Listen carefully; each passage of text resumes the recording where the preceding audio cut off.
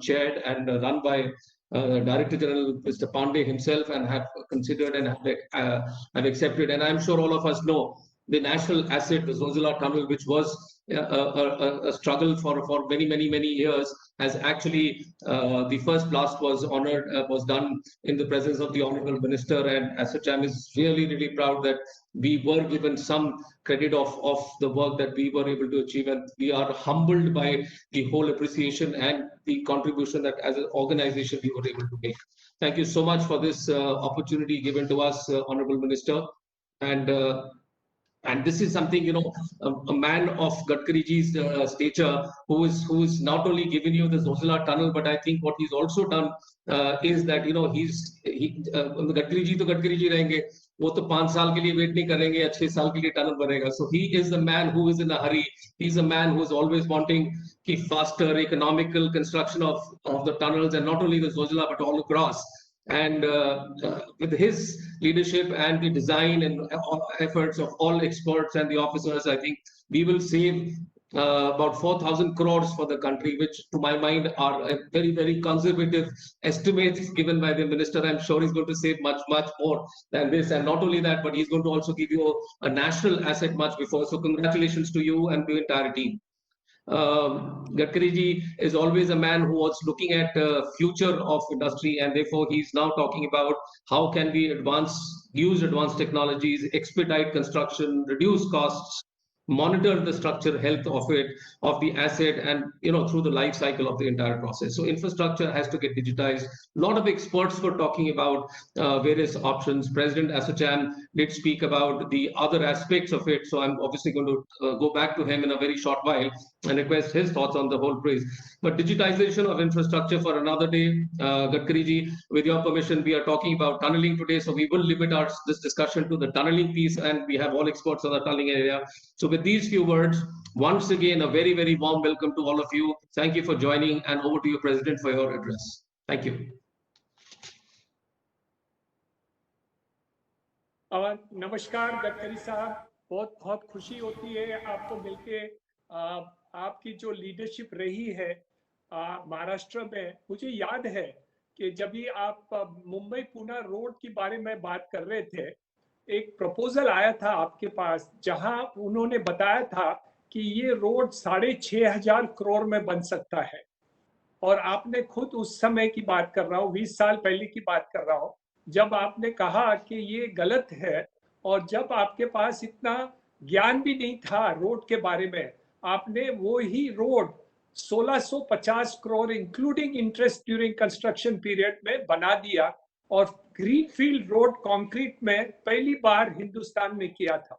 उसके बाद में तो आपने काफी आगे चल गए हैं और बहुत से तरक्की करने हैं, जो अब दीपक सूद जी ने बताया. और आज सुबह में हमारी बातचीत जो हो रही थी आर.के. पांडे साहब से, आई.के. पांडे साहब से, एस.के. चौधरी साहब से, और ये सब बातें में हम ये बातचीत कर रहे थे कि हम क्या परिवर्तन कर सकते हैं, जहां हम टेक्नोलॉजी के साथ, इनोवेशन के साथ, डिजिटलाइजेशन के साथ हम क्या परिवर्तन कर सकते हैं. जहां पहली बात कि हमारा काम स्पीडीली हो, जल्दी हो, जहां हम डिलीवरी जल्दी कर सकें. दूसरी बात, कहां हम कॉस्ट ऑप्टिमाइजेशन कर सकें. और तीसरी बात, हम कैसे कर सकें जहां सब स्टेक होल्डर्स का जो ध्यान रहते हुए उसका फाइनेंस कॉस्ट में हम उत्तम कर दें. तो ये सब बातें में हमारी बात ये चल रही थी कि कहां हम ये डिजिटलाइजेशन, ऑटोमेटाइजेशन, आर्टिफिशियल इंटेलिजेंस को कैसे उपयोग करके, और डिजाइन में भी हम कैसे करें. हमें आपकी बात और भी याद आती है जब आपने कहा वो एक दूसरे कॉन्फ्रेंस में, जहां आपकी बुक रिलीज हुई थी, जहां आपने बताया हमको कि हम रोड में जो अदर आइटम्स में वेस्ट प्रोडक्ट्स को कैसे प्लास्टिक का इस्यू कर सकते हैं, कि रोड हम कैसे उत्तम बना सकते हैं और उसका कॉस्ट और कम हो सकता है. तो ये जब इनोवेशन की बात आती है तो आपसे ज्यादा आगे कोई नहीं सोच सकता. लेकिन एसोचैम के द्वारा हम ये सब बातें एक साथ में लेके आना चाहते हैं. हम ये सोचना चाहते हैं कि क्या इनपुट्स हम कर दें, तो एसोचैम आपको हमारे तरीके से डिस्कशन कर लें, हम आपको इनपुट्स दे दें और फिर आपकी राय लें कि ये इनपुट्स आप कैसे यूज कर सकें कि ये सब जो ऑब्जेक्टिव्स हम देश के लिए आप कर रहे हैं, आत्मनिर्भर देश करना चाहते हैं, उसमें आप कर सकते हैं। $5 ट्रिलियन इकोनॉमी प्रधानमंत्री नरेंद्र मोदी ने तो अनाउंस कर दिया, लेकिन इसमें देखा जाए तो जहां भी विश्व में रिसेशन आया है, जैसे अमेरिका में आया था, जर्मनी में आया था, ये सब देश जब रिसेशन से बाहर निकलना था तो उन्होंने रोड कंस्ट्रक्शन लिया था। लोग ये जानते नहीं हैं कि जर्मनी के जो रोड्स बने थे वो गाड़ियों के लिए नहीं बने थे, वो रिसेशन को टैकल करने के लिए बन रहे थे और उसके बाद में गाड़ियों के लिए उपयोग किया जाए। तो वो रोड्स भी जो बने थे वो है। तो मेरे अंदाज से जो आप काम करते हैं वो ये देश को नेगेटिव जो 10% जीडीपी आज की तारीख में विश्व बैंक बोल रही है उसमें से निकाल के +5% कैसे किया जाए, तो वो आपके डिपार्टमेंट के ऊपर बहुत सारा बोझ आपके पर है, क्योंकि जो मल्टीप्लायर इफेक्ट कंस्ट्रक्शन इंफ्रास्ट्रक्चर में है वो आप ही हमें देश को ये नेगेटिविज्म से निकाल सकते हैं। लास्ट बात यह है कि जो आज की तारीख में देखा जाए तो सेकंड लार्जेस्ट एम्प्लॉयर जो देश में है एग्रीकल्चर के बाद, तो वो है इंफ्रास्ट्रक्चर और हाउसिंग, जो हमारा सेक्टर ही है।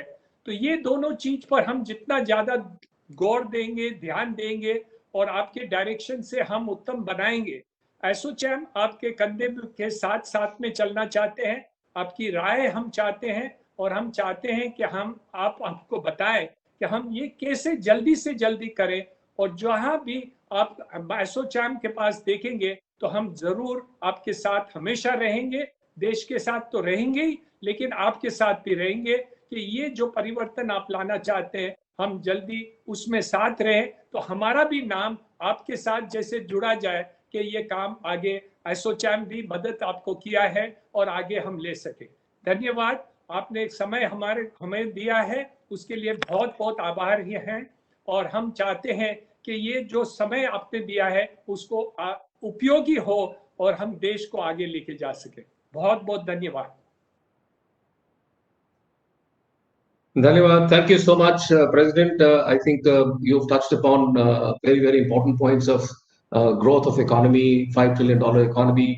I think China plus one opportunity is very, very large. And Gadkari ji is here, who's not only for road and infrastructure and highways, but also our MSME minister. So MSME has to play a very major role in that, and we keep bothering him with both the ministries that he handles. And thank you so much, sir, for that. May I now take your permission, sir? We have a small presentation that has been prepared, and Vinod Shukla ji, who is leading this along with his team, is going to present this presentation for you. So I request your patience. This would come online, and I'm going to hand this over to Vinod ji. Vinod ji, please run the presentation. Thank you so much. Is my screen seen, sir? Yes, it is. You would like to go into presentation mode. Thank you. That's perfect. Over to you. Yes, sir. Good afternoon, everybody. And thank you. We start. This is a small presentation which will be done by, along with me, Mr. Abdul Samad will join in this presentation. It will be done in two parts. The last part will be covered by Mr. Abdul Samad, who is one of the experts in the panel group.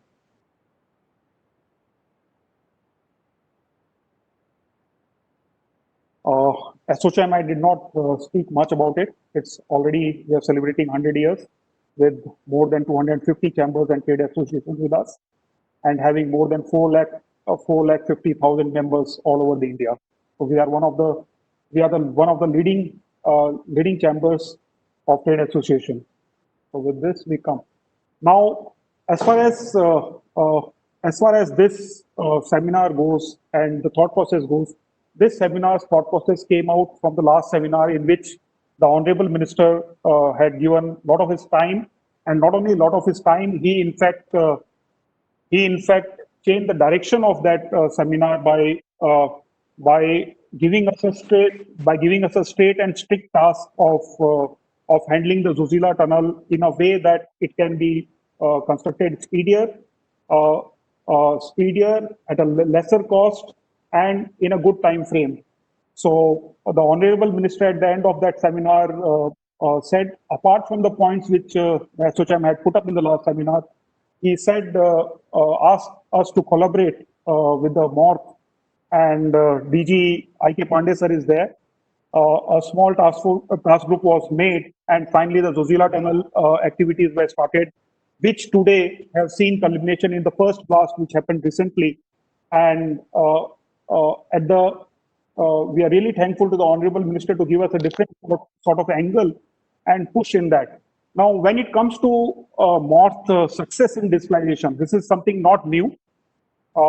Already the Honorable Minister has been in forefront in this activity. If you look at toll booth integration, if you look at standardization of designs, RFD management, the areas of rollover of his policies like the traffic management, fining, camera systems getting in, clearances of projects, BIMS, bidder information management system, Boom Rishi, Infracom. So this is something not new which MORTH is saying.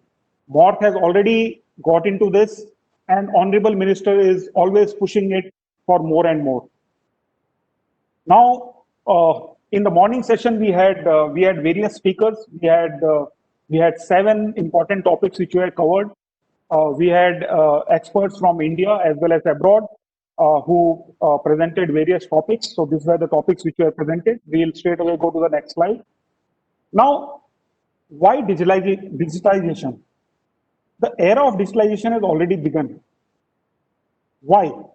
Because as you come ahead, you will see that focus on innovations will start more. You'll have more focus on innovation and you will have less risk aversion. People will try to reduce their risk and with help of innovation. New business models are expected to arise. Now, if you look at new business model, products and services, if you look at long time back, we used to have ammonia prints, and ammonia prints were ruling everything. We never thought that ammonia prints will go out. That was during my college days. And slowly you find that ammonia prints are just not seen. They are just not available anywhere. And whole thing has got into digitalized drawings. So similarly, after that, BIM came, and BIM has now got into the seventh dimension. So whole new type of business and business models are going to erupt because of digitalization. New sustainable materials are expected to come. Just today you heard Professor Bantia talking about ultra high strength self-compacting fiber concrete, which can be sprayed also. We are not talking about the self-compacting concrete, but we are talking about self-compacting sprayed concrete. So new materials are coming up. You are coming up with carbon bridges. So a lot of new materials are coming up. New jobs and industries are likely to open. Design and constructions are soon going to become outdated. You will not have a role where you are having design and then tender preparation, then construction. So this all ambit is slowly because of digitization going to get shorter. Multifunctional infrastructure concepts are going to come in. Robotization is going to come in. Variable technologies and neural controls are going to be part of us. Exoskeletons are already there. So you see the amount of work which an individual is doing with variable technologies, the amount of work which will be, the outputs which will be going to come out will be much higher. Neural controls are going to take place. Now, what will be the impact of this? Now, impact of this will be a totally new industry, the totally new way we have to see how our industry is going to move ahead. The infrastructure industry is going to move ahead. And if you look with regards to this, how the world is coping up. Now, the diagram which is there on the presentation shows you that the geographical distribution of spending on Internet of Things.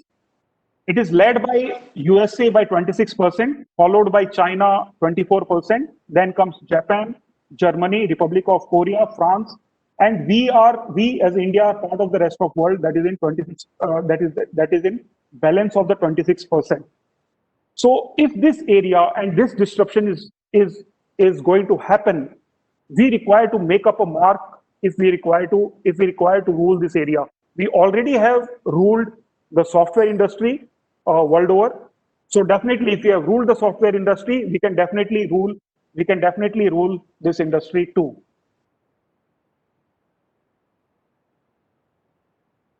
Now, present scenario. What is the present scenario? The present scenario is we have digitization, but we do not have lot of digitalization. Now, there is a mix-up when we understand digitization and digitalization. In digitization, we have only got our drawings and everything coming in a digital mode to us. But when we speak about digitalization, we look at how to use digitization in making accountability, making faster decision making, taking out lot of human control out, so that whatever human controls disrupt our systems, those disruptions are not there. So that is what we are talking here. We are not talking about digitization, we are talking about digitalization. And when we say digitalization includes a lot of digitization. So at this moment, our focus has always been on digitization. Now technology has presently been our master. Various technologies are coming in the market, and these technologies, as they come in the market, these technologies are trying to tell us that we should move from here to there. Whereas we require a policy on digitalization where we start making this technology as our slave. We start defining why we require and what we require to come up with. Now, until unless we do not make a policy on digitalization, it will be not easy for us to master the technology, and we'll always remain a slave of it. For example, okay, I again use the example of ammonia printing of designs. You know, when we had ammonia printing of designs, after that we went into digitization of drawings, and we have so much of data. But however, that data is coming in a new form, in a new technology, and is being resold. Why? The reason is the whole data is available at servers, at various servers. That it is not totally in our control, and since it is not in our control, we are not able to modify something or make something very new for our own industry.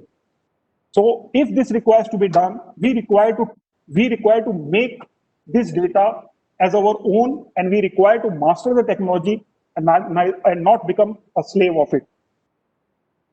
Data generation. Now, data generation, for whom are we generating data? Now, if you look at the data which is generated for the digital drawing, that whole data goes back to various providers of the technology. You know, we have access to data. We have access to see those data. But the data at the end of the day goes back to the provider of the technology. And when this data goes back to the provider of the technology, the same technology provider transforms this data into a new scale, and he gives us back as a new generation or as a new technology to be used by us. What we require to look at is how we make a digitalization policy where we get all this data together on our servers, where we have our own ecosystems, whether we call it our educational institutes, whether we call it our industry partners, whether we call the government themselves, or all the stakeholders within the country to use this data to make a new technology, or to make a new technology, or to make a new services, or to generate a wholly new type of solutions for our industry. So that is the important, because we generate data, and all this data, since is not in our control, we are losing a lot of opportunities and avenues which we can do in future. Structural health monitoring is futile and deterrent to progress is one of the thought process which is there in industry, because structural health monitoring will be a small part of digitalization, and we feel it is a futile process. People are not aware that today, like you see how we look at concrete, strength of concrete. Now, strength of concrete is being checked by taking the cubes down to a laboratory and checked. However, if you require, there are sensors or even the present sensors which are existing in the market. With that, you can come to know what is the strength achieved in the concrete inside. So if you install these sensors inside, you will get whole set of confidence that the structure you have built is maintaining the same quality, and there is no human interference in the data which is generated, so that you are absolute sure of the quality which you are producing. So not only it helps in your design regulations, it helps in your maintenance cost, it will help you in your prioritization. So that is what I'm talking here about, that structural health monitoring is not futile, and it is very important in this progress. Structural health monitoring is structural health monitoring is instrumentation. That is another feeling which industry has, that if you do a structural health monitoring, it is only fitting in four sensors, and after you have fit in the four sensors, these sensors will give data. If you look at the morning session, we had an example of bridge where this the bridge had sensors on both of its approaches on different span, and it was seen that one of the span comes back to its normal in a short time, whereas the second span was coming back to the normal after a little longer time. And with that, one could judge that the fatigue in the second span, which is taking slightly more time, is going to give away sooner. So it was a very new bridge. And this is where the two different results coming from the same bridge in the two different components. So structural health monitoring is just not about instrumentation and alarms being raised from the instrumentation. It's much beyond that. Then there has to be an interoperability of the data. For example, we had a huge disaster management which took place in Uttarakhand. Now we have all our bridges are slowly getting instruments where you have velocity of water being shown, where you have scouring being shown. So you are getting this data. Now, if you do not have data, now similarly dams in India are having various sensors where you are getting this data. So if you have this data, the alarms and alerts, require to be used, require to be sent across various departments. So hence, interoperability of data not only within the organization, as far as outside the organization, is very important. It's a future goal. The last misconception people have, it does not help in time and cost. I think all what we spoke before, okay, it does help in saving our time as well as our cost. Now, this is one of the diagram. On x-axis, you can see the expectations, and on y-axis, you can see the time frame. Now, this data has come out in 2015. The source is coming from European Union. Now, European Union formulated for digitalization policy, they formulated a committee. Now, that committee took out various aspects of digitalization which we are going to see in coming days. Now, in this, we are talking about smart robots, we are talking about effective computing, we are talking about connected homes, we are talking about IoT platforms, microdata, smart advisors, all these things. Now, if you look at the blue dots signifies those technologies which will mature between 2 and 5 years. The green dots will mature between 5 to 10 years. And yellow dots is the technology which is going to take more than 10 years. Now, if you look at this data, most of the dots, okay, which are related to our industry, I have taken out dots which were not related to our industry in this diagram. All the green dots are the dots which are related to our area, infrastructure. Now, they were supposed to mature in 5 to 10 years. Okay, and as the curve flattens out, this was the time where the plateau of productivity was to be expected. So productivity was to be expected. Now, this diagram is of 2015 when European Union thought about making a policy on digitalization. Now, if you focus on this, you will find that we are already in 2020. So 5 years has gone down. If we do not come up with a policy on digitalization in a very coherent way, we are already in the plateau of productivity where certain amount of this technology is in productivity.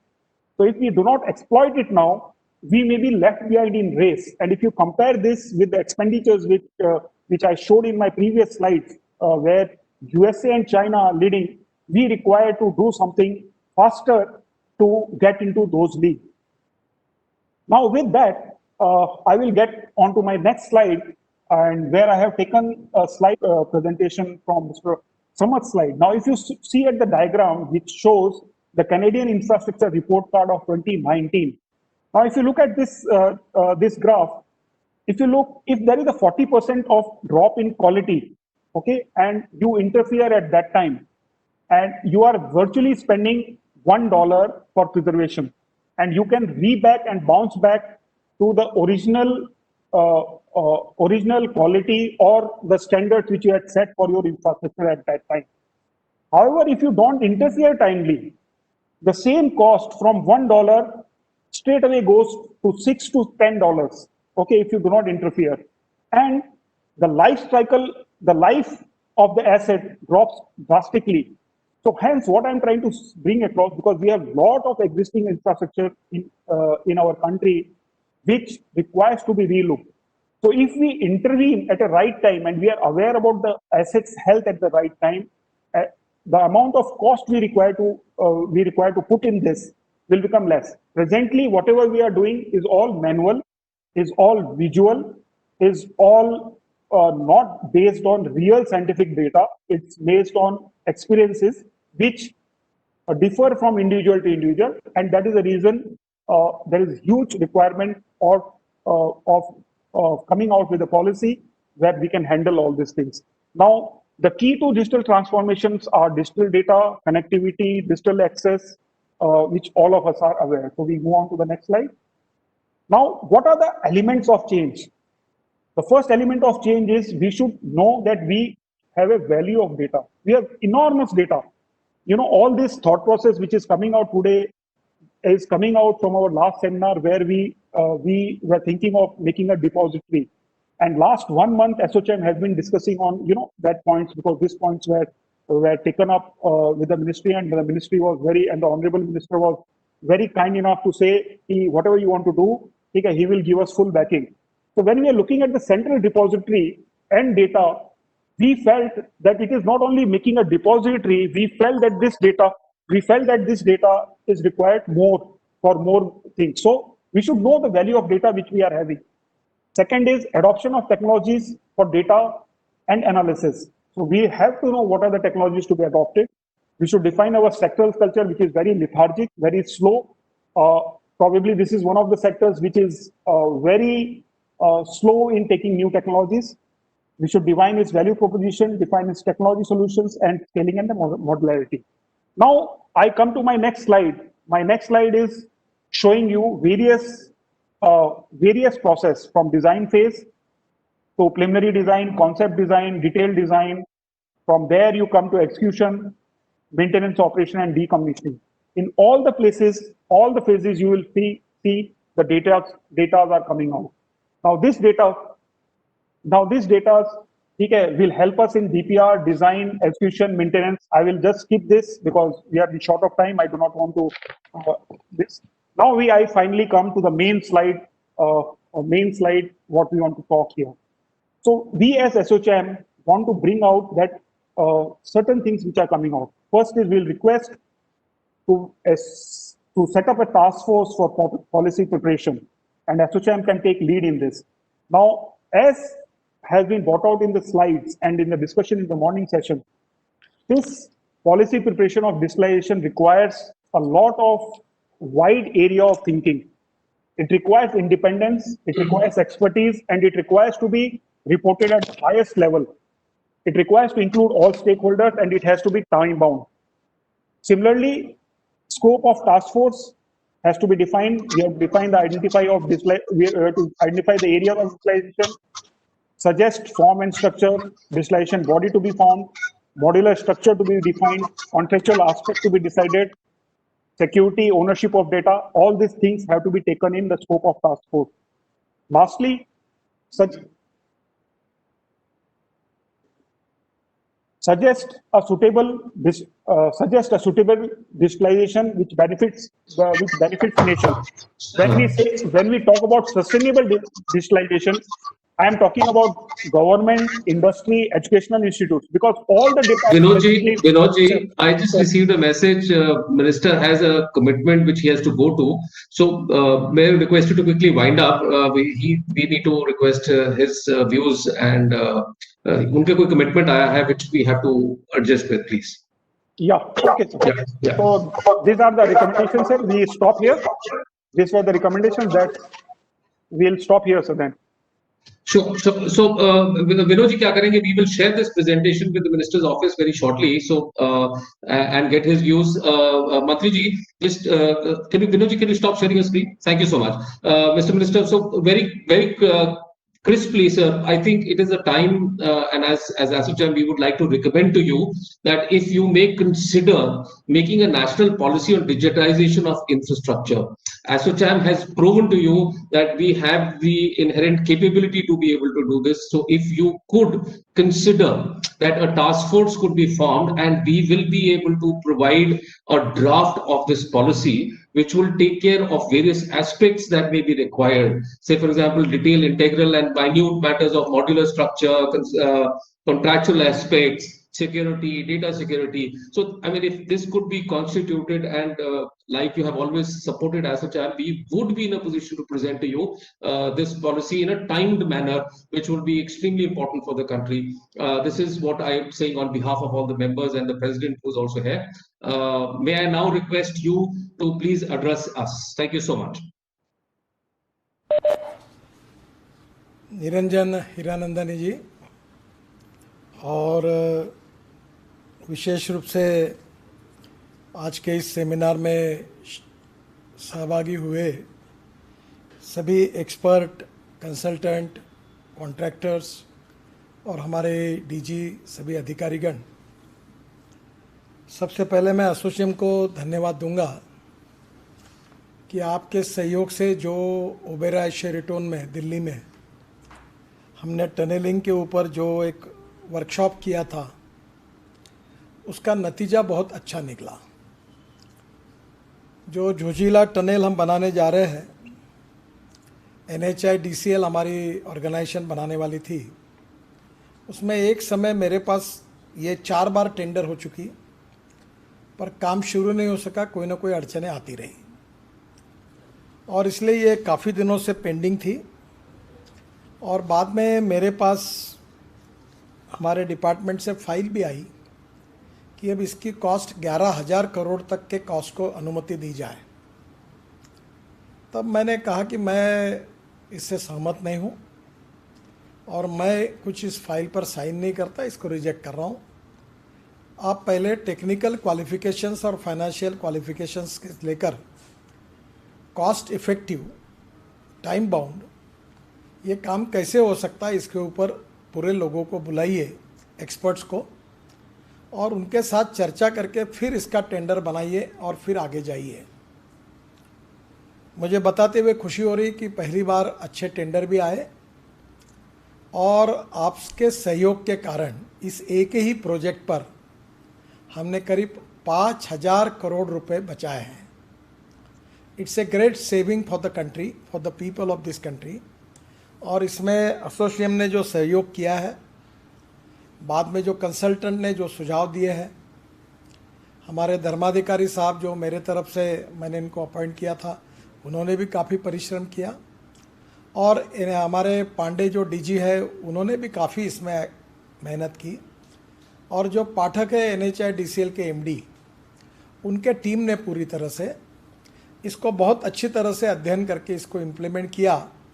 हमारे secretary ने भी support दिया, और आज मुझे खुशी है कि हम सबके सहयोग के कारण हम देश के करीब 5,000 करोड़ बचा चुके, और टाइम भी मुझे लगता है कि वो 1.5-2 साल पहले ही होगा। मेगा इंजीनियरिंग को काम मिला है, उनका ट्रैक रिकॉर्ड बहुत अच्छा है, तो मुझे लगता है कि वो काम मैंने उनको रिक्वेस्ट की है कि आप जल्दी करा कर दीजिए। और ये इसका ब्यूटिफिकेशन, एक आइस को ऊपर वो गैलरी भी तैयार की गई है, इसमें एलपीजी के लिए या एलएनजी के लिए पेट्रोल पंप भी करेंगे, रोड साइड एमिनिटीज़ डेवलप करेंगे, वो भी टूरिस्ट स्पॉट बनेगा। थोड़ा मुझे बाद में आइडिया आई, मैं भी NHIDCL को बताने वाला हूँ कि इसी पर जहाँ आइस गिरता है वहाँ कोई 5 स्टार होटल या एक आधा रिसॉर्ट बन जाएगा तो वो टूरिज़्म का एक बड़ा स्पॉट बन जाएगा। वहाँ आइस से रिलेटेड कुछ एडवेंचर स्पोर्ट्स या स्केटिंग या अलग कुछ हो सकते हैं क्या, वो भी दिखा जा सकता है।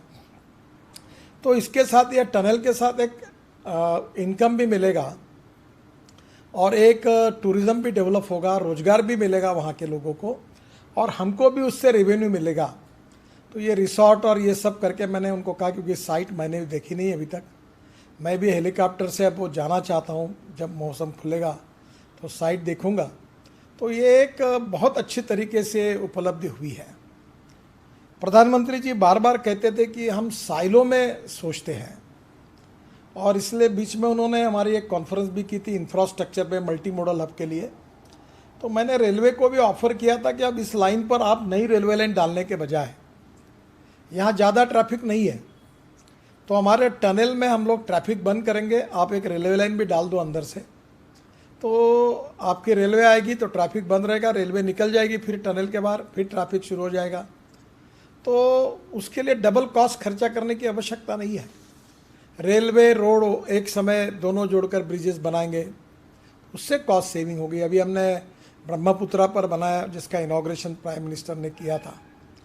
तो टेक्नोलॉजी के साथ, इंटीग्रेटेड अप्रोच के साथ, फाइनेंशियल और टेक्निकल क्वालिफिकेशन में हमारे लोग ज़्यादा से ज़्यादा आगे आए, यही हमारी कोशिश थी और एसोसिएम ने उसमें अच्छा सहयोग किया। रिगार्डिंग टेक्नोलॉजी के बारे में बहुत सी बातें आप बता रहे थे, आज आपने दिन भर इस पर चर्चा भी की है। Neither I am a authority और इसलिए I don't want to make any comments on it, पर मैं आपको इतनी बात कहूँगा कि technologies and policy for digitalization of infrastructure, ये जो आपका सब्जेक्ट है ये बहुत इम्पॉर्टेंट है। भारत सरकार की ओर से, मिनिस्ट्री की ओर से हम इसको पूरा सपोर्ट करेंगे। मैंने कोशिश की 5-6 साल में डिजिटलाइजेशन करने की, पर अभी तक मुझे कामयाबी नहीं मिली है। तो मैं चाहता हूँ कि 100% ये टेक्नोलॉजीज़ एंड पॉलिसी में डिजिटलाइजेशन हो जाए। पर आपकी जो सलाह है, इसमें हमारे डीजी है, आप जो भी रिपोर्ट देंगे हम मिनिस्ट्री के लेवल पर, हमारे सेक्रेटरी, NHI के चेयरमैन दोनों बहुत पॉजिटिव और अच्छे हैं, आप उनके सामने प्रेजेंटेशन रखिए। इन सब बातों को स्वीकार करके इसमें qualitative reform in administration, in construction, in tunneling, in technology, सभी बातों में जितना जितना अपग्रेडेशन हो सकता है उतना हम करने की कोशिश करेंगे। एक इम्पॉर्टेंट चीज़ का एस्पेक्ट मैं आपको बताना चाहूँगा कि total length of tunnels in India is 266.20 kilometre है। लेंथ ऑफ टनल कंप्लीटेड जो ऑपरेशनल है इंडिया में वो 30.71 किलोमीटर है। मैं NHI की बात कर रहा हूँ, मैं स्टेट गवर्नमेंट के टनल्स, फिर हाइड्रो पावर के लिए बनाए हुए टनल्स, रेलवे की टनल्स, इसकी बात नहीं कर रहा हूँ। अभी समुद्र में भी मैं कुछ ईमस टनल की बात कर रहा था, जो मैंने नॉर्दर रॉटरडैम से, मैं जब बेल्जियम गया था तो समुद्र के अंदर नीचे से एक टनल बनाई है। तो there are many technologies available और इसमें से अभी length of tunnel under DPR ये 132 किलोमीटर अभी DPR बन रहा है। Length of tunnel under bidding process in India ये 104.21 105 किलोमीटर है। अगर ये 104 और 131 ये अगर ऐड किया जाएगा तो मेरे हिसाब से कम ये दोनों पकड़कर ये 1 लाख करोड़ का काम आने वाले समय में केवल NHI में टनलिंग का होने की संभावना है। और फ्यूचर की ये रिक्वायरमेंट ध्यान में लेते हुए, और इसमें और नए नए काम भी निकल सकते हैं। मैं रिवर कनेक्टिविटी का, वाटर रिसोर्सेज का मंत्री था। गोदावरी का 1200 TMC पानी समुद्र में जा रहा है। आज मैंने देखा कि बंगाल के उपसागर में हमारी एक इंद्रावती करके नदी है, गढ़चिरौली जिले से जाती है, उसका 1200 TMC पानी इस साल समुद्र में चला गया। एक तरफ पीने के लिए पानी नहीं है। तो एक रीजन से दूसरे रीजन में पानी को ट्रांसफ़र करना, जैसे हमारा इलेक्ट्रिक का ग्रिड बना हुआ है, वैसे रोड का एक ग्रिड बना हुआ है। अब हम लोग 22 ग्रीन एक्सप्रेस हाईवे बना रहे हैं, उसमें हम लोग टनलिंग वगैरह का काम काफ़ी होगा। रोड का जैसा ग्रिड बना है वैसा पानी का ग्रिड बनाएंगे तो उसमें भी टनलिंग होगी। तो ओवरऑल ये जो मुझे लगता है कि ये बहुत बड़े प्रमाण पर एक नई इंडस्ट्री है जिसमें पोटेंशियल है। मैं आपको एक बात सुझाता हूँ, क्या इंडिया के कंसल्टेंट और कॉन्ट्रैक्टर के सहयोग से हम हिंदुस्तान को वर्ल्ड का नंबर 1 का टनलिंग कंसल्टेंसी और टनलिंग को बनाने का एक्सपर्टाइज देश बना सकते हैं क्या? मेरा विश्वास है कि हमारी कॉस्ट बहुत कम है, हमारी टैलेंटेड इंजीनियरिंग टैलेंट बहुत बड़ा है, डिजिटल सॉफ्टवेयर में हम लोग वर्ल्ड को लीड कर रहे हैं। तो आज इस टेक्नोलॉजी को डेवलप करके हम इसमें आगे जा सकते हैं। वर्ल्ड की बेस्ट प्रैक्टिसेस को लेकर अगर हम लोग ठीक प्रकार से डेवलपमेंट करते हैं तो मुझे लगता है कि हम वर्ल्ड की नंबर 1 का देश बन सकते हैं regarding consultancy and regarding construction of tunnels. मैं दूसरी एक इम्पॉर्टेंट बात कहूँगा, मुझे ज़्यादा टेक्नोलॉजी आपके जैसी जितना मेरा स्टडी नहीं है, मैं आपको इतना ही कहूँगा कि कॉस्ट ऑफ टनलिंग को कम करो without compromise with quality and security of the tunnel. अब सिक्योरिटी के टनल में अभी ये जो दिल्ली श्रीनगर जम्मू रोड पर हमने वो जो IL&FS ने टनल बनाई, अच्छी बनाई है, पर उसके लिए एस्केप टनल बनाई है। बाद में हम लोग ऊपर से टनलिंग के लिए कुछ सिक्योरिटी के लिए कुछ करते हैं, अब थोड़ा सा आवश्यक भी है, पर ये USA, स्विट्ज़रलैंड, रशिया या यूरोपियन कंट्रीज़ की जो आर्थिक स्थिति है, हम गरीब देश हैं, हमें सिक्योरिटी के साथ कॉम्प्रोमाइज़ न करते हुए भी कॉस्ट को कम करना होगा। मुझे थोड़ा ताज्जुब लगता है कि कुछ समय हमारे अधिकारी और कंसल्टेंट धनाधन सिक्योरिटी के नाम पर ऐसे डिज़ाइंस बनाते हैं और उनकी सोच कॉन्जर्वेटिव है ये मैं नहीं कहूँगा, पर उनकी सोच में कॉस्ट इफेक्टिवनेस का विचार नहीं होता। तो मेरा आपसे एक अनुरोध है कि सिक्योरिटी की पूरी चिंता करते हुए कॉस्ट इफेक्टिवनेस को ध्यान में लेते हुए हम इसको कैसे करें। एक बात मैं आपको कहूँगा कि टनलिंग मशीन जो चलती है शायद डीजल पर चलती है। अभी मैंने कंस्ट्रक्शन इक्विपमेंट वालों को कहा है कि क्या LNG को हम यूज़ कर सकते हैं क्या मिथेनॉल जो है 20 रुपये लीटर है और डीजल 65 रुपये लीटर है, 67 रुपये लीटर है, अब मिथेनॉल को हम यूज़ कर सकते हैं क्या? तो कंस्ट्रक्शन इक्विपमेंट वालों ने अभी इलेक्ट्रिक के ट्रक बना लिए हैं। अब जनरेटर सेट को मैं मिथेनॉल में कन्वर्ट करने के लिए अतुल किर्लोस्कर से परसों ही मैंने बात की और उन्होंने किट बनाई है। और जनरेटर सेट जो टेलीकम्युनिकेशन के हैं, बड़े बड़े हैं, इनको अगर हमने मिथेनॉल और इथेनॉल पे कन्वर्ट किया तो कॉस्ट में 40% बचत हो जाएगी, पोल्यूशन भी कम होगा। तो इलेक्ट्रिक, इथेनॉल, मिथेनॉल इसका उपयोग LNG, LPG as a fuel tunneling के लिए अगर होता है तो उसमें भी कॉस्ट बच सकती है, वो कोई कठिन नहीं है। और इसलिए आने वाले समय में हम कॉस्ट कहाँ कहाँ बचा सकते हैं टनलिंग में, इसका अध्ययन होने की आवश्यकता है। दूसरी बात, जो मटेरियल बाहर निकलता है उसका क्या क्या यूज़ हम कर सकते हैं। अब रोड में उसका यूज़ हम करने जा रहे हैं, पूरा कंक्रीट रोड बना रहे हैं, तो उसके लिए जो स्टोन क्रश लगेगी, सैंड लगेगी, क्या उसी मटेरियल की सैंड क्रश करके रेडी मिक्स कंक्रीट में डालकर वो कॉस्ट हम कम कर सकते हैं क्या? हम स्टील के बजाय स्टील फाइबर यूज़ कर सकते हैं क्या? आप कार्बन स्टील की बात हो रही है, तो अलग अलग प्रकार के अलॉयज डेवलप हो रहे स्टील में जो बहुत मजबूत है, जिसके लिए ब्रिज डिज़ाइनिंग में आप बात कर रहे हैं। क्वालिटी के साथ कॉम्प्रोमाइज़ न करते हुए कॉस्ट ऑफ कंस्ट्रक्शन को, कॉस्ट ऑफ टनलिंग को कम करना, quality of tunneling, quality of bridges, quality of road construction को बढ़ाना, यूजिंग ऑफ डिफरेंट मटेरियल्स, हम लोग क्या कॉस्ट को कम कर सकते हैं क्या, इसका एक खुला अप्रोच होने की आवश्यकता है। मैं तकरार नहीं करता, पर सरकार में कॉस्ट बचाने का एंगल ही कहीं सामने नहीं आता, क्योंकि सरकारी कॉस्ट सरकार किसी का नहीं होता, जनता का होता है।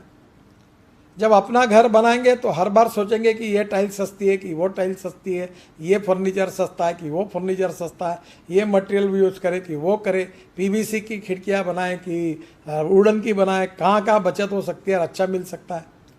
वो अप्रोच दुर्भाग्य से सरकारी इसमें कम है। और इसलिए मैं अधिकारी को कहता हूँ कि these are the asset of our country, not only asset of our country, these are the asset of Indian people. ये हमारे देश की संपत्ति है, जनता की संपत्ति है, हमारी संपत्ति है।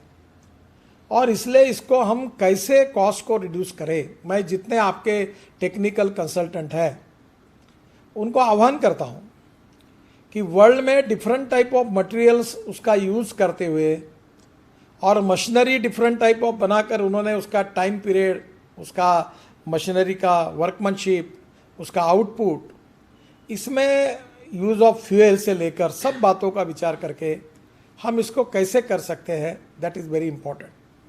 सेकेंड थिंग, अंदर में लाइटिंग, ऑक्सीजन, ये सब बातों के अभी हमने IL&FS ने जो टनल बनाई है उसमें अंदर में स्प्रे की व्यवस्था की है पानी की, आग लग गई तो।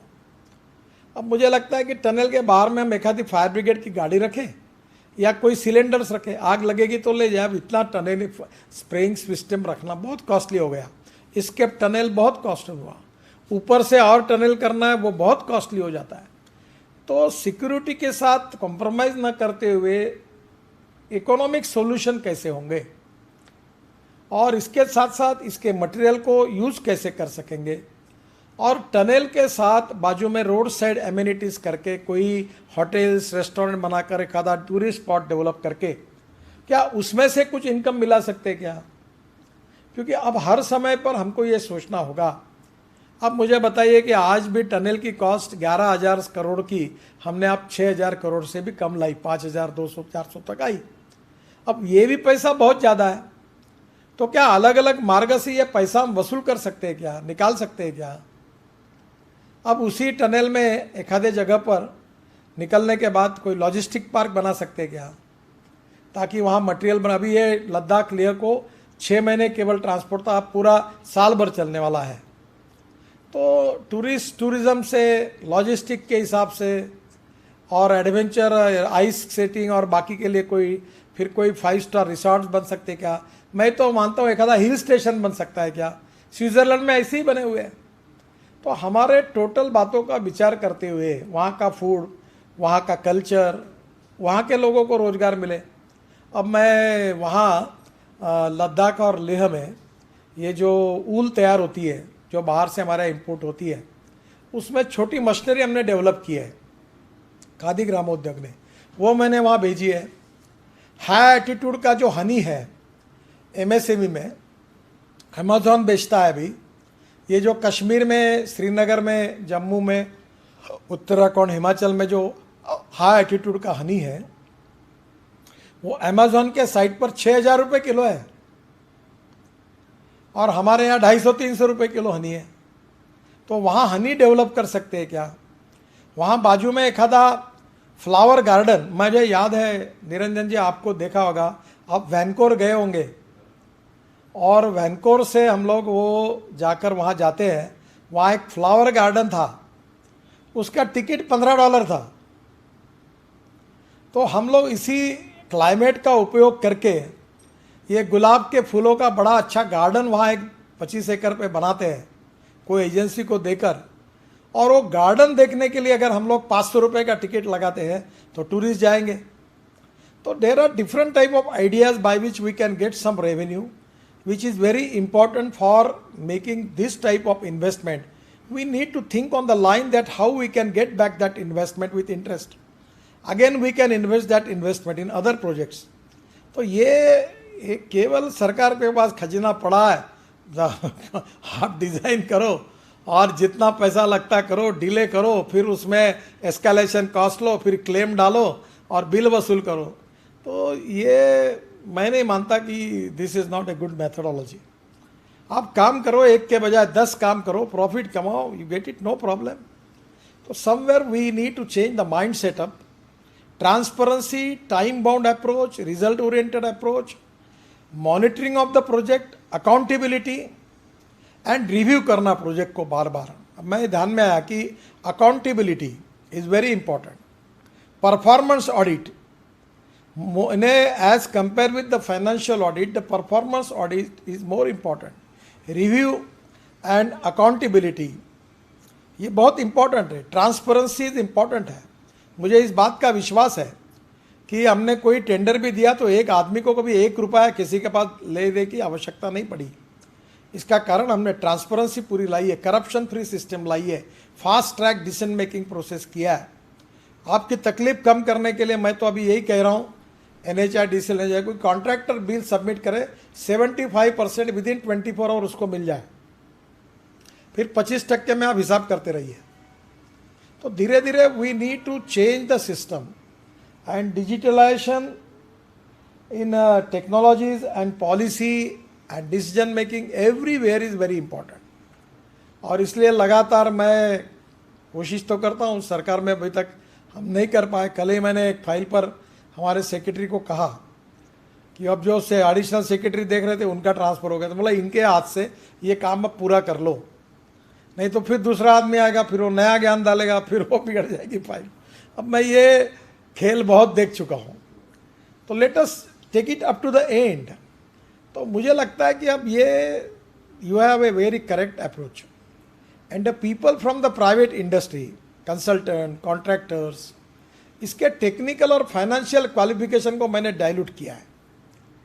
ये भी जो बने हुए हैं ये बड़े लोगों के फायदे के लिए बने हैं। मैं हिंदुस्तान में कम से कम 100 टनलिंग कॉन्ट्रैक्टर को अच्छा काम करे और वो आगे आए, ऐसा हिंदुस्तान के कॉन्ट्रैक्टर बनाना चाहता हूँ।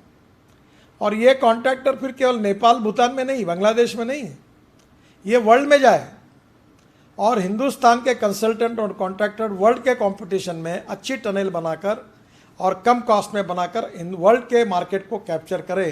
That is my mission. ये मेरा कन्विक्शन भी है और ये मेरा मिशन भी है, और ये कठिन नहीं है, ये थोड़ा कठिन होगा पर इम्पॉसिबल नहीं है। और इसी विज़न को देने के लिए आज एसोसिएम ने जो प्रोग्राम लिया है मैं बहुत खुश हूँ। और विशेष रूप से निरंजन जी, आप एसोसिएम के सभी आपके ऑफिस बेरर को अब ये बात ज़रूर नोट करके सबको बताइए और कन्वे करिए कि जोजिला टनल में 5000 करोड़ की बचत हुई है, उसमें आपका भी योगदान है।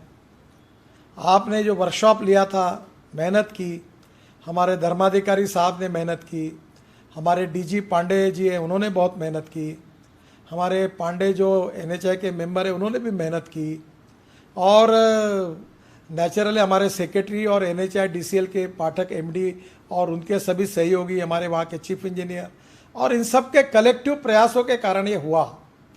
मैंने बीच में एक भाषण में काफ़ी कड़ाई भी, एक 2 साल की बिल्डिंग 10 साल को लगा, तो काफ़ी मीडिया में वो चल रहा है, सोशल मीडिया में।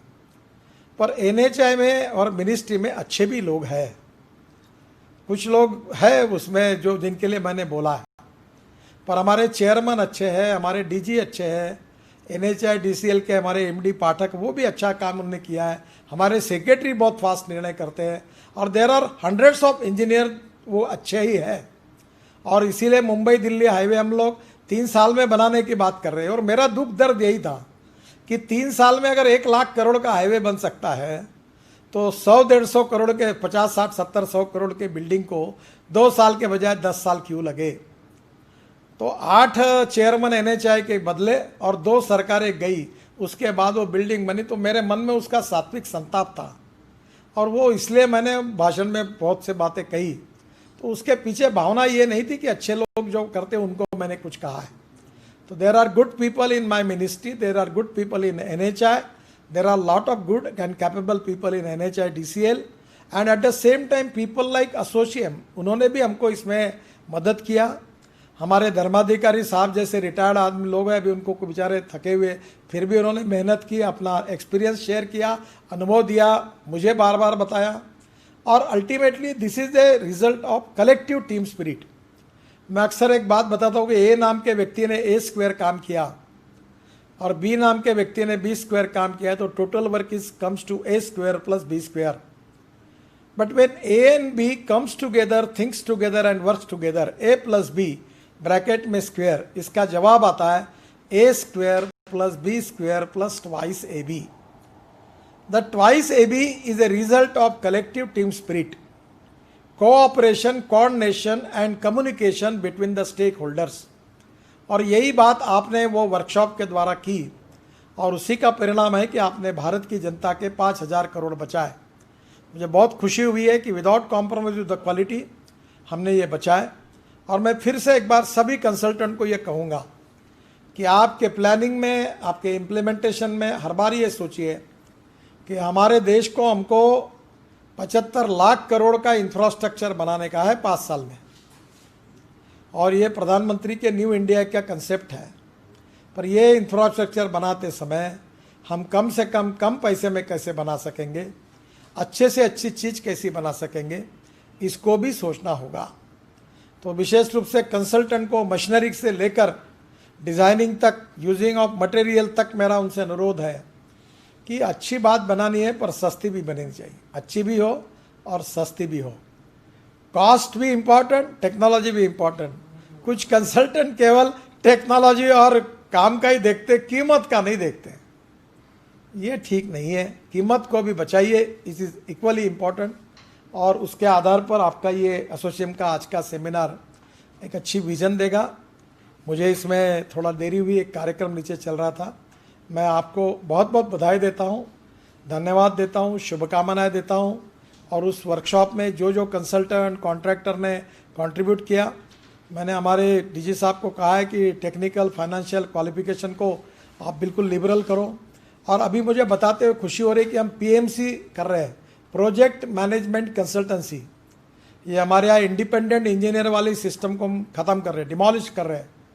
और उसके कारण एक कॉम्पिटेंट कंसल्टेंट जो A to Z पूरा काम करेगी, लैंड एक्विजिशन से लेकर यूटिलिटी शिफ्टिंग से लेकर फॉरेस्ट इन्वायरमेंट के क्लियरेंस तक, ब्रिज के टनल के डिज़ाइनिंग तक, और आगे रोड कंस्ट्रक्शन के सुपरविजन तक, टूरिज्म डेवलप करना है और रोड साइड एवरीवेयर वो A to Z पूरा काम करेगी।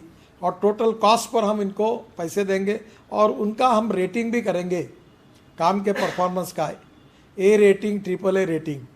और जो अच्छे रेटिंग वाले होंगे उनको कंसल्टेंट में हम प्रायोरिटी देंगे, और जो रेटिंग डाउन करेंगे उनको निकाल भी देंगे सिस्टम से। हम नहीं चाहते कि हमारे पास कोई बिलो डिग्निटी स्टैंडर्ड के लोग हमारे साथ वो आए। मैंने मजाक में कहा था, एक गधे और घोड़ों को बराबर मत देखिए। Those who are good working, quality approach, fast उनका काम है, क्वालिटी अच्छी है और सस्ते, उनको प्रमोट करो। जो टाइम बाउंड नहीं है, जो क्वालिटी अच्छी नहीं करते हैं, जिनके पास उतने कैपेबल लोग नहीं हैं, उनको डिस्कार्ड करो, उनके मार्क कम करो। और इसी के आधार पर हम कंसल्टेंट को आगे लेके जाएंगे। अब जो लोवेस्ट वाला कंसेप्ट है वो नहीं चलेगा, उसमें 80% आपके पुराने काम के परफॉर्मेंस के मार्क होंगे और 20% आपके फाइनेंशियल बिड को महत्व होगा। और कॉन्ट्रैक्टर में 80% फाइनेंशियल बिड को होगा, 20% उसके एक्सपीरियंस को, उसके काम को होगा, और कंसल्टेंट में 80% हो। तो आप क्वालिटी को सुधारो, सिस्टम को सुधारो, उसको डिजिटलाइज करो। बाद में पॉलिसी में आपको जो चाहिए, बदल चाहिए, मुझे कहो, डीजी साहब को कहो, हमारे पास आइए आपके एसोसिएशन से। और क्वालिफाई करने में लिबरल अप्रोच रखने के लिए मैंने कहा है। और निश्चित रूप से इन सब प्रयासों के साथ सेक्टर में एक बहुत बड़ा रिफॉर्म हो रहा है, ऑलरेडी बहुत कुछ हुआ है और आगे भी होगा, और उसमें एसोसिएशन का सहयोग मिला है। इसलिए मैं उनके प्रति आभार व्यक्त करते हुए उनको बहुत बहुत धन्यवाद देता हूं। और फिर से एक बार आपने हमारे 5,000 करोड़ बचाने में जो मदद की, और आपके कारण आगे और बचते जाएंगे, तो this is a great achievement for NHIDCL which is our company, ministry के है हमारी। तो उसके लिए आपका सहयोग रहा। ऐसा ही इंटरेक्शन आपके और हमारे बीच में, रोड में, ब्रिजेस में, स्टील ब्रिजेस में, रेलवे ओवर ब्रिजेस में, बाद में पीयूष जी के साथ रेलवे में भी करिए। मेरा विश्वास है कि निश्चित रूप से हम सब आपको जरूर मदद करेंगे। बहुत बहुत धन्यवाद, नमस्कार, thank you very much. Honourable minister, thank you so much. 5,000 crore हमने आपके नहीं बचाए सर, हमने हमारे बचाए हैं, इंडियन सिटीजन के बचाए हैं, जैसे आपने बताया। तो we are very very happy कि हम आपके साथ इसमें जुड़े थे। Thank you so much. Collective spirit technical economic feasibility reports, cost of tunneling to come down, are some of the very, very important things that you have spoken about. India की leadership on consulting and execution of tunnel manufacturing and construction across the globe is another area of challenge that you've thrown out. I'm sure the industry would pick that up and will work on this. PMCs and L1 going out of the door and actually qualified people with better capabilities are what you're looking at. So that's the least that we expect. And thank you so much for that as well, sir. So once again, sir, may I now have your permission if I could put in a couple of questions to you from the panelists, and also we have Mr. R.K. Pandey and DG I.K. Pandey also here, if they could share their very briefly, very quick points.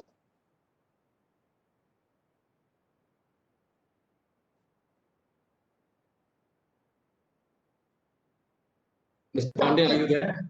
Mr. R.K. Pandey? Yeah, I'm very much here. Yeah. Sir, thank you. Anyway, we are working with the minister, so every day we are discussing and raising all those questions. But it is true that ASSOCHAM has raised a very good. The point is, we'll have to work out a digitalization policy for the country as a whole. In fact, we have done a lot of work in modules. What we'll have to do is put all these modules into a system which can work as a as a full system, and we move towards 100% digitalization. So the point is, if I see what we have done so far in the field of digitalization, basically the whole life cycle of a project can be divided into three: the planning stage, the construction stage, and the operation stage. In the planning stage, we have done a lot of work. When I'm saying we have done a lot of work, planning stage mainly concentrate on the survey and investigation, and then project preparation, then design and drawing preparation. You'll see that ministry has taken a very bold step 5 years back and made LiDAR as the mandatory. So today, the entire survey process has been digitized. All the major consultants are using all softwares. Nobody is doing design and drawings manually. The whole problem is, again, we are not in a position to integrate all this during the construction and then construction process. In the planning phase, even in the morning session when we were listening to Mr. Mazumdar, he raised an issue why we turn towards our specification. Why we straight away can't go and in this particular of concrete, what kind of water cement ratio is required. To be very frank, this has been done by the ministry, not in the field of the specification, but in the field of preparation of estimate. The ministry's data book has been digitized wholly, fully. It means what you have to say is, you say that this is the place, this is the region, this is the area. It will give you the cost of various items. The planning stage, a lot of things has been done. Now move towards the construction stage. Construction stage, it is a stage where we have to do a lot. Today, when I talk about construction, digitalization can help me in two ways. Number one, monitoring of the construction, and number two, contract management. When I say monitoring of the construction, the problem is, we are in an era, we have left that era when we were constructing 4 to 5 kilometers a day. Today we are constructing 30 kilometers a day. My minister is here. He is not very happy with 30 kilometers. His expectations are much more. And I have to cope up with his expectation. So we are thinking more than 30 kilometers a day. To have that kind of speed, what I have to do is I have to monitor all my contracts, all my works, which are spread throughout the country on a regular basis. If I start asking my engineer or the people sitting in the field to go on giving me information, how much you did, how much you did, how much you did, why can't I switch over to a system wherein the machine will start talking to me? Machine will update that how this much quantity of earthwork I have done, this much quantity have been compacted. Paver will tell me this is the the quantity I have done it. What was the bitumen content in it? What was the water cement ratio in the cement concrete? If I get that kind of information through the work alone, probably I'll achieve a lot. Coming to the contact management part of it, I'm very, it's my privilege to share with you. NHAI has done a great deal. We have moved forward. We have introduced concept of data lake. Now we are asking all the consultant and contractor not to write to us on letter, because say for example today if I put in a position a system that contractor has to be paid within 7 days. Now question is from which date? If somebody has not accepted his bill, is not taken that bill, his clock will not start clicking. Then from where that 7 days? So we have issued direction to everyone. All your correspondence, including bill, will be through data lake. You need not to go to anyone. Open your system, log in your system, and submit the bills. So the clock will start. Then we at the highest level monitoring these where the bills are pending. I know which PIU, how many bills for how many days are pending. It has given a total shift. Today, our disposal and the expenditure has, increased manifold. Nobody can now hold the bills. So it is not alone bills. Even whatever your claims, whatever your change of scope, whatever your extension of time, what you'll have to do is log in your portal, submit your proposal. Now that will come in the line, and we will be in a very better position to monitor it. Content management, of course, we did something. Again, here I would like to have feedback from the industry how best we can further improve it. But construction management is one area where we are. In fact, we are working on it. We have invited industry and talking to them how to do it. The point is, what are the challenges, particularly when we talk about the construction? In construction, when I talk to in construction, I cannot do it in isolation. I'll have to take all my stakeholders along with me. If I do something, my contractor should have that kind of facility. His subcontractor should have that kind of facility. Otherwise, digitalization will not going to help me. So I'll have to take along with me the whole all the stakeholders. The second important issue, whenever we talk to the stakeholders about the implementation of total digitalization, particularly for the construction, they always talk about the cost. There's no doubt that everybody talks about that the whole life cycle cost after digitalization is lower, but these things should trickle down to the lowest table.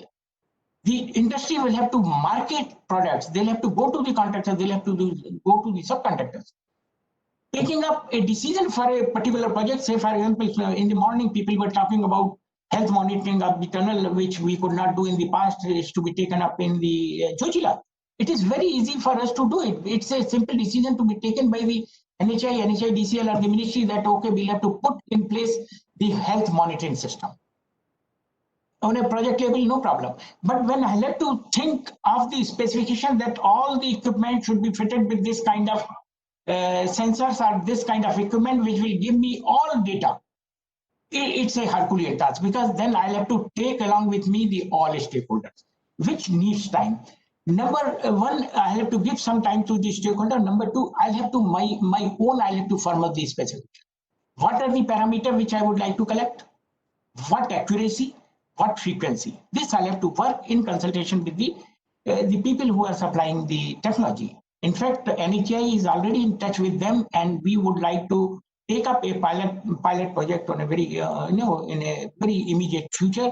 If it is successful, then perhaps we will be in a position, like in case of project preparation, we said LiDAR is compulsory. We would like to have this kind of a specification compulsory for all the equipment. The last point is the operation part. Operation part, again, we are doing something, but not in a, again, it is in modules. Say, for example, toll. Toll was a necessity, but it is a biggest evil in the sense people are waiting at the toll plaza. We have switched over to electronic toll. Apart from tolling, a lot of things to be done, even in operation. Today, it is mandatory. We have eliminated the all-human element from the inspections. Entire inspection will be done through the network survey vehicle or the falling weight deflectometer or the reflectometer. Nothing is required, any interpretation by an individual. entire data will come on the through the equipment-based surveys. Similar is applicable for the tunnels. A very pertinent question was raised about the collection of this data, where this data will go. As I told you, in NHAI we have a dedicated server for collecting all these details.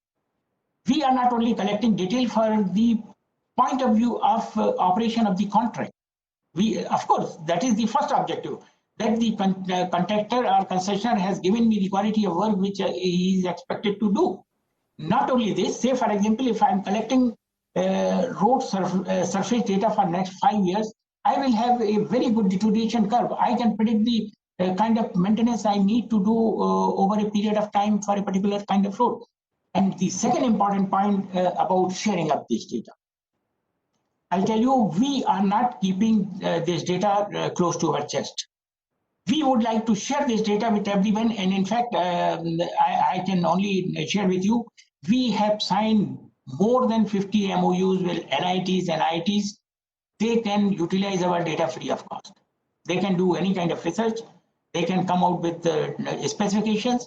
Of course, NHAI of its own will certainly analyze this data. We have recently signed one MOU with IIT Delhi, wherein they will work out all artificial intelligence for the road sector, and all this will utilize the kind of data we are collecting. So yes, things have been done, but a lot more to be done. I'll expect industry to address my first concern, where I can. I request you to please conclude. Yeah, that's the last slide. I would like to expect from the industry that they'll have to come forward with us and firm up some kind of specification which can be implemented immediately for the construction phase, so that we will be in a position to integrate the planning up to operation. Thank you very much. Honorable Minister, thank you, Mr. Pandey. Honorable Minister, we have Mr. Samath Starmas, who's joined us from Canada. May I request you to very quickly put up your view on a question? Please be brief. Mr. Samath, can you please talk something about the national policy which you are speaking? I will flash your slide, and I will request. We'll flash your slide. Can you just finish in short, because Minister is having less time? Do it short, please. Yeah, of course. Namaskar, Minister Saab. Basically, these are different aspects. There is no time to get into ये सारी चीजों में detail में जाने का अभी वक्त उतना समय है नहीं. तो बेसिक ये बताना है कि हमारी जो अब तक के डिजिटलाइजेशन की पॉलिसी रही है इंफ्रास्ट्रक्चर के बारे में, that is more technology driven than owner driven. तो हमें उसको शिफ्ट करना चाहिए कि owner in the sense the government. तो हर चीज में हर एक एस्पेक्ट की वी हैव डिटेल प्रेजेंटेशन, वो आप तक पहुंच जाएगी, जिसमें हमें ये देखना है कि as a owner accountability responsibility क्या हो रही है अभी, वरना टेक्नोलॉजी ऑफ नो यूज. एक एग्जांपल मैं देता हूं आपको एग्जिस्टिंग इंफ्रास्ट्रक्चर का. हमारे पास 1.5-2 लाख ब्रिजेस हैं. अगर हम जो है सबसे बेहतरीन टेक्नोलॉजी दुनिया के लाके लगाएंगे तो हमें फायदा नहीं है. एज ए ओनर अगर मैं करना चाहूं तो मुझे हमारी जो एग्जिस्टिंग इंफ्रास्ट्रक्चर है कैसी पकड़ में आएंगे, टेक्नोलॉजी को वैसे यूज करना चाहिए ताकि मेरे को उस पर ग्रिप आए. वरना हर दूसरे दिन ब्रिज की न्यूज आ रही, कुछ आगे हो रहा पीछे हो रहा. तो हमारी वरी एज ए ओनर होनी चाहिए रादर देन टेक्नोलॉजी के प्रोसेस में. सेकेंड चीज इज के डेटा सिक्योर होना चाहिए. It should be in secure places. हमारे department of science and technology has set up so much of infrastructure of crores. हमें डेटा को उसमें सेव करना चाहिए. और इसी तरह से सेफ्टी एस्पेक्ट, बैकलॉग क्लियर करना चाहिए, सेफ्टी एस्पेक्ट क्लियर करना चाहिए. और कॉन्ट्रैक्चुअली जो है इसमें यूजिंग डिजिटलाइजेशन हमें रिस्पॉन्सिबिलिटी, स्केलेबिलिटी, आपने इसमें से कई पॉइंट्स आप मेंशन कर चुके. और जब ये डिजिटलाइजेशन हो जाएगा तो हमें डिजास्टर मिटिगेशन में भी काम आएगा, डिजाइन वैलिडेशन में भी काम आएगा, और भी बाकी चीजें हैं. तो basically we have to make a shift through drafting a national level policy where हम लोग जो है we built up the responsibility accounting as the owner of the infrastructure. Thank you. Thank you, Mr. Samath. I think you made your point. Director General, Mr. Pandey is here. Mr. Pandey, would you like to very briefly come in and share your thoughts, please? Thank you. जैसा कि अभी सभी लोग बात कर चुके हैं, digitalisation has really an added importance. इसमें जरूरत है सभी स्टेक होल्डर्स को साथ आने की. ईपीसी कॉन्ट्रैक्ट हम फॉलो करते हैं, उसमें जरूरी है कि जो कॉन्ट्रैक्टर हैं, जो डिजाइनर हैं, उनके साथ जो जुड़े हुए प्रोजेक्ट मैनेजमेंट कंसल्टेंट हैं, वो एक डिजिटलाइजेशन सिस्टम को उसमें शामिल करें. यदि सारी processes right from reconstruction activities during construction and operation, ये सारी चीजें डिजिटलाइजेशन हो जाएं और एक डिजिटल सेंटर के थ्रू हमारे से कनेक्ट हो जाएं, तो हमें भी ये सारी चीजें ऑनलाइन मिलती रहेंगी और डिसीजन मेकिंग में बहुत ही जल्दी फास्ट हो जाएगी हमारी. दूसरी बात, जो कम्युनिकेशन गैप होता है during specially during the construction या excavation of tunnelling, geographical accidents या ऑकरेंसेस अकर करते हैं, उनकी प्रॉपर मॉनिटरिंग या उनकी प्रॉपर डॉक्यूमेंटेशन नहीं होती है, वो डिजिटल फॉर्म पे ये सारी चीजें फॉर्म करने पे that will be real time basis पे अवेलेबल होंगी, और जिसपे एक तो हम उसमें डिसीजन ले पाएंगे और दूसरा कोई इसमें कम्युनिकेशन गैप नहीं होगा. तीसरी बात जो ज्यादा इंपॉर्टेंट है वो अथॉरिटी इंजीनियर की तरफ से है या जो उसमें कंसल्टेंट लगे हुए हैं, they should be equally competent and equally capable and equally involve in these systems, जिसे ओनरशिप लेके काम करें. बहुत बार ऐसा होता है कि इंजीनियर्स जो उस पर लगे हुए हैं वो सारा कुछ कॉन्ट्रैक्टर पे ही छोड़ देते हैं कि उसकी रिस्पॉन्सिबिलिटी. ऐसा नहीं होना चाहिए, कोऑर्डिनेटेड एफर्ट्स होना चाहिए. दूसरा, हमने ऑलरेडी मंत्रालय में एक टास्क फोर्स तैयार करी है, एक स्पेसिफिक जोन, टनल जोन तैयार किया हुआ है, जिसमें हमने सभी एक्सपर्ट्स को शामिल किया है. एसोचैम के भी एक्सपर्ट्स हैं, and we look forward to prepare a detail policy framework to work upon it. और जैसा कि मंत्री महोदय ने कहा है, हम सारी चीजों को उसमें लेके आगे बढ़ेंगे और मंत्री महोदय की डायरेक्शंस में हम इन सब चीजों को लेके आएंगे. Thank you. Mr. Pandey, thank you so much for your words, and we look forward to working